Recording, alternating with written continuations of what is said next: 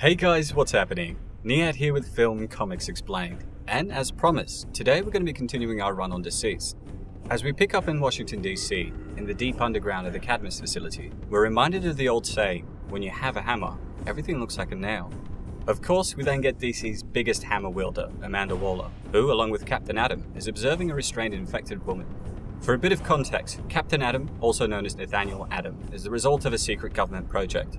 The former Air Force officer was framed for a crime he didn't commit and sentenced to death. Avoiding execution, he agreed to participate in a military experiment that would grant him a presidential pardon. And so, to test the durability of a crashed alien spacecraft, a super nuclear bomb was detonated within the hull, while Adam was strapped to it. Not only did Adam survive, but with the alien metal melding with his physiology, he became Captain Adam and was now granted an array of powers that could be described as a microcosm of Dr. Manhattan's abilities, from energy absorption, matter generation, immortality, quantum field manipulation, to an array of other superhuman powers. Responding to Waller, Captain Adam says Ray Palmer is still inside the body of the infected woman, but she tells him that they're out of time. He explains Palmer has shrunk down and is taking a closer look at the virus, reasoning that if you can see the building blocks, they might be able to destabilize it. Not to be confused with Captain Adam, the Atom possesses the power to alter his size to the subatomic level while retaining his natural strength level. He's essentially one of the few heroes in the DC universe that has 100% control over his body on the molecular level, making him exponentially more powerful than he's often portrayed. Waller tells him that they're running out of time and need to move from Protocol B to C. Telling Captain Adam that closed satellite imagery has isolated the worst affected areas, Amanda says that he's up and will be directed through a closed channel. She basically wants him to cull the corrupted using his cosmic powers, but Lois explains that while they hoped to use a hammer to smash the nail of corruption, the issue was that they didn't have a nail. They were dealing with an undead apocalypse, and the military were using a live being of atomic fire, meaning this was never going to end well. As Captain Adam begins freaking out, he tells Amanda that there's something inside of him. We then see Ray moving through Captain Adam's unique bloodstream. We're told they were in the same room, but that Ray was never seen again. The scientists believe Palmer was infected, and that the equation used him to find a way into Captain Adam. A microscopic man seized the heart of a living weapon, and the anti-life equation held one of the biggest hammers we had. Heading over to Metropolis, Clark arrives with Martha as Jonathan asks about his grandfather. With Martha struggling to say that he was gone, the entire family come together and begin to grieve.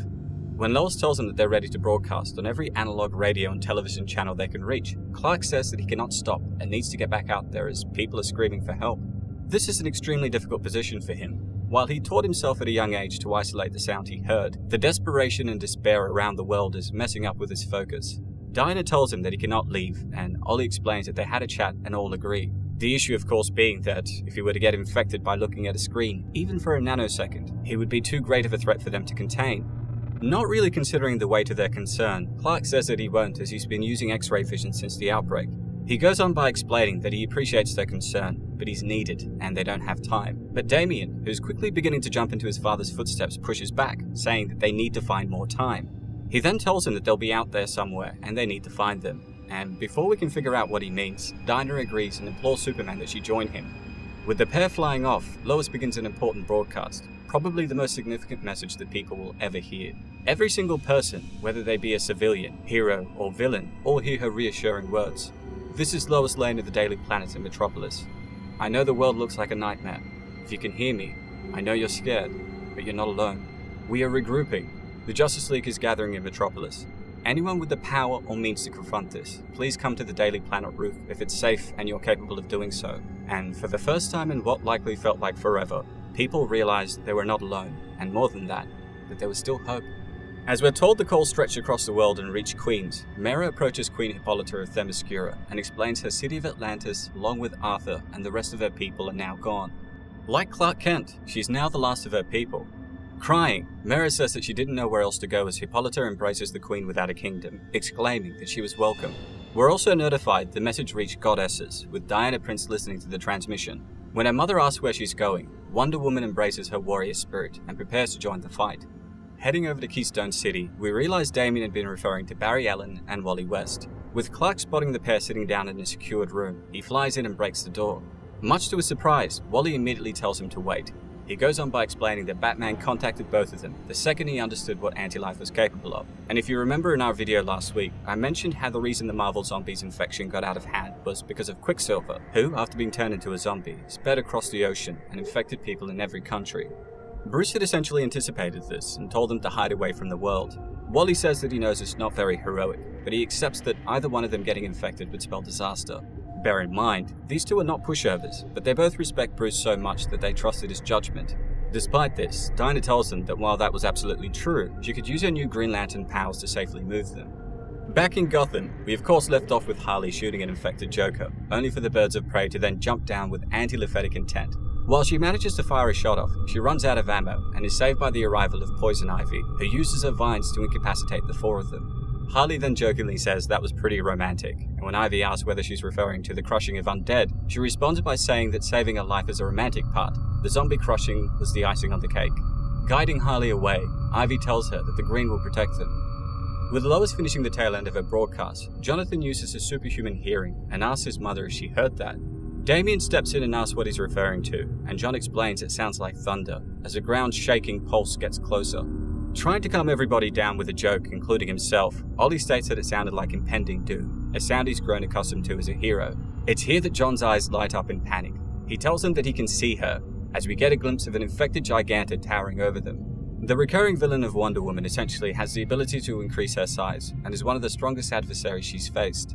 Realizing they need to keep her away from the building to protect the others, Jefferson fires a bolt in her face as Ollie uses explosive arrows to push her back. Even John flies up and uses heat vision to attack her. With nothing seeming to work, we hear the sound of missiles descending from above as Alfred comes in for the rescue, firing 2 direct shots into each of her eyes with Giga Chad aim. With most of the Bat family, including Batman, Nightwing, Robin, Batgirl, and even Batwoman dead, Damien is his only hope, and Alfred is not going to let anything happen to him. Only problem is, when he fires a few more shots, despite being blind, Giganta hears the Batwing approach and slams into it with her giant fist. Luckily, the heroes arrive in time, and showing us that she's begun to understand how to proficiently use the powers of a Green Lantern, Dinah catches the Batwing with a giant hand, while also carrying and protecting both Wally and Barry at the same time. It's not complex structures, but it's a demonstration of solving multiple problems at the same time, which is not bad for someone who just learned to fly 30 minutes ago. Regardless, Dinah tells Clark to take her down, and using his superhuman strength and speed, he manages to give her a double punch of champions, knocking her to the ground. Wonder Woman then comes out of nowhere and flies down with her sword, ready to deliver a killing blow, but Superman grabs her arm and stops her. Now, this isn't so much his brain, but his emotions taking over. He needs to believe that his father can still be cured, which is why he's doing this. Of course, furious that he held her back, Diana tells him it's an undead giant, and she does not intend on letting it get back up, but Clark tells her that Batman said they were infected. Reasoning there must be a way to cure Giganta and the others, he says there could still be hope, and is about to say they shouldn't give up when they hear a massive explosion below them. Standing in the hole he created in Giganta's gigantic head, when Superman asks what he just did, Victor tells him that she wasn't alive. He then says that none of them were, before saying they need to talk. With Dinah gently placing the jet down, wondering if it could be possible, Damien calls out for his father to see Alfred appear with a briefcase, saying that he was sorry. Opening it up, he reveals a batsuit and some pretty cool equipment to help him embrace the darkness, before saying, "He said you were worthy of it, that he was proud of you, and that he should have told you that every day." With Damien breaking down, Alfred gives him a hug. But I also want you to pay close attention to the 4 flash drives, one for each of the main members of the Justice League, including Flash, Wonder Woman, Green Lantern, and Superman. At the same time, I want to bring your attention back to the Tower of Babel storyline we briefly discussed last week, in which Batman had created safeguards in place to take them down. We're going to learn that Top B is the same in every universe, and that they're going to be thankful he is. Even from the grave, he'll be taking everybody to school by preparing for the worst. Jefferson's eldest daughter Anissa then hands contacts over to Barry and Wally, as her father explains they will make everything blurry if they need to use their super speed.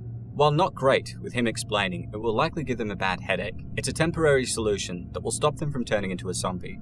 It's here that Victor jumps in to say that they're not zombies, but a blight, an extension of the anti-life equation. He goes on to explain the blighted ones want to spread death, and they will search for life. This means if they can sense it, they will eventually find life and end it. He goes on to say that they can't stay here, as they will continue to attack, but he doesn't know the half of it. As they all look up, they can see Hawkgirl plummeting down to them, with her wings in flames. Diana quickly flies up to catch her, and Kendra tells them that she heard the call and was on her way to the Daily Planet when she stumbled onto Captain Atom, who was infected and about to self-destruct. With Clark asking where, we cut to DC and are told the anti-life equation controlled a man of atomic fire. With Clark and Diana flying over as quickly as they could, it's explained that we had a warrior goddess and a man of steel from the stars. They'd always protected us, always saved the day. They would take him up and away. As the pair grabbed either one of his arms, not knowing if they were going to survive the explosion, they began to fly up, hoping that they could at least take him out to space. But it was too late. It was the most destructive explosion ever unleashed on the world. It was heard and felt across the planet. Washington was instantly gone, and the blast kept growing. Baltimore crumbled, and finally, the last nail was Metropolis. After demolishing multiple cities, much to everyone's horror, they all look on as the massive blast moves in to envelop everyone on the roof of the dated planet. As the end moves closer, Lois held both Damien and John close, as Jefferson did the same with his daughters, telling them to close their eyes and hold on to him. With the blast consuming everyone, we're told Amanda Waller's hammer finally came down.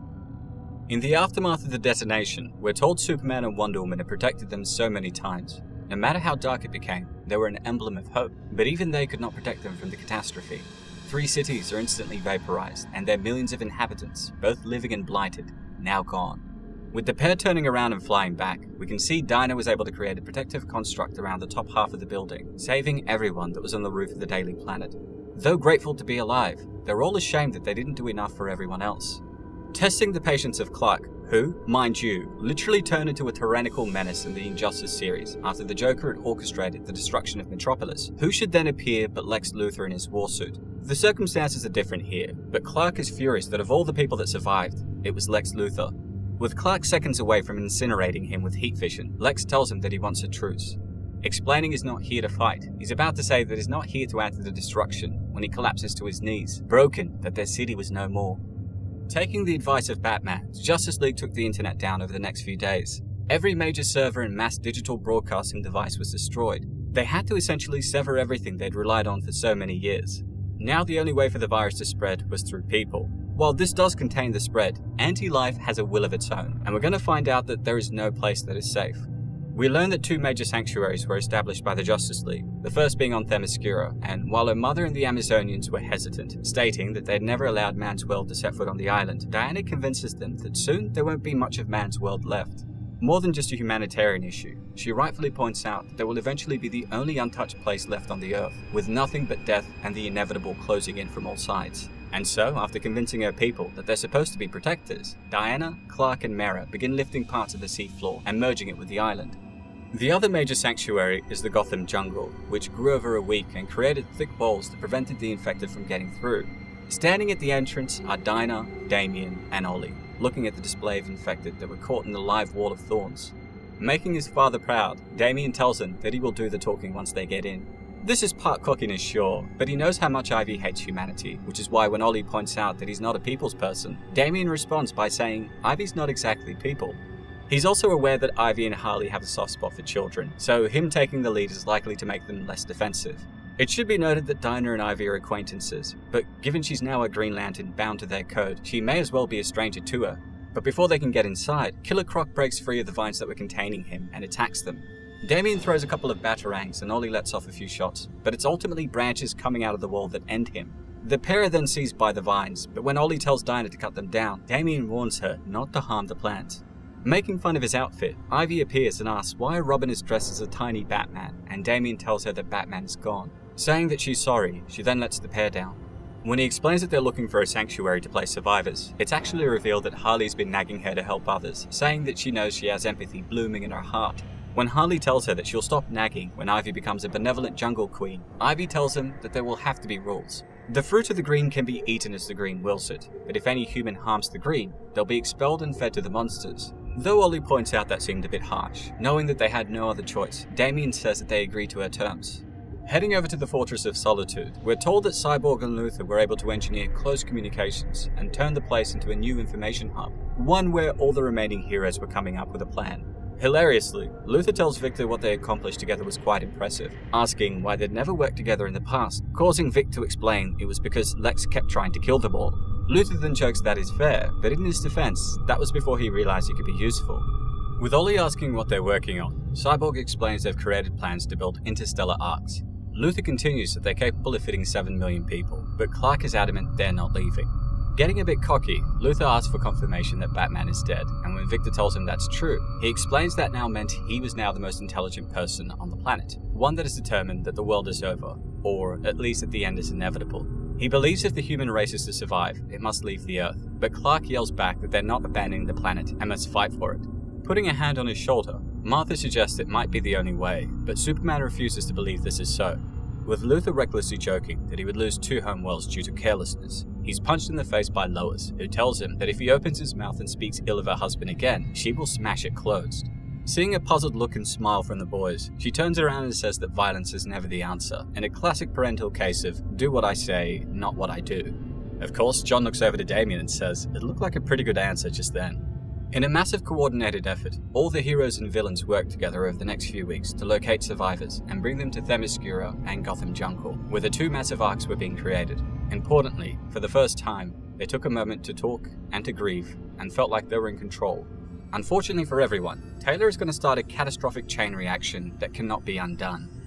As Lois explains they were never in control, it's revealed their biggest mistake was bringing all the heroes and villains together.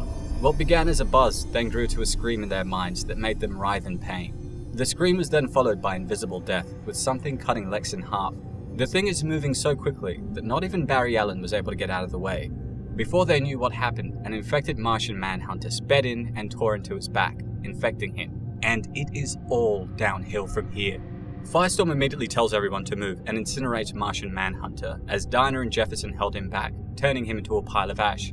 Just as Batman had feared, Barry is infected. Worse than that, as the others look over to the charred remains of the Manhunter, Wally realizes his friend has disappeared. It is threat level midnight, and when Superman uses his unmatched perspicacity to locate him as he ran away into the distance, Wally offers to chase him, but Clark gets in front of him and says no, warning that if there were 2 infected speedsters, they would not stand a chance. Offering to go himself, he's asked by Ollie if he thinks he can catch him, and responds that he can't. This is a nightmare scenario, with Flash finding the remaining survivors that were traveling to the sanctuaries and infecting them before they knew what happened. We're told it's hard to explain how quickly someone moving at super speed can infect the world, and what it would be like to imagine death spreading faster than the speed of sound. Flying off into space, Clark asks Victor if Flash is dead, and is told that he is. He then gets him to promise something that we don't hear, before explaining he doesn't have to catch up to Barry. Instead, he plans on meeting him on the other side, and so the Man of Steel speeds off to intercept the Flash before he can do more damage. Attacking him head-on, Clark flies right into his friend, cutting him in half. With Superman apologizing for what he did, we're told that they found out that day what happens when the unstoppable force meets the immovable object. They merge. And as Clark looks down, he can see parts of Barry sticking out of his abdomen. Without a second to spare, Clark speeds off back to the Fortress of Solitude.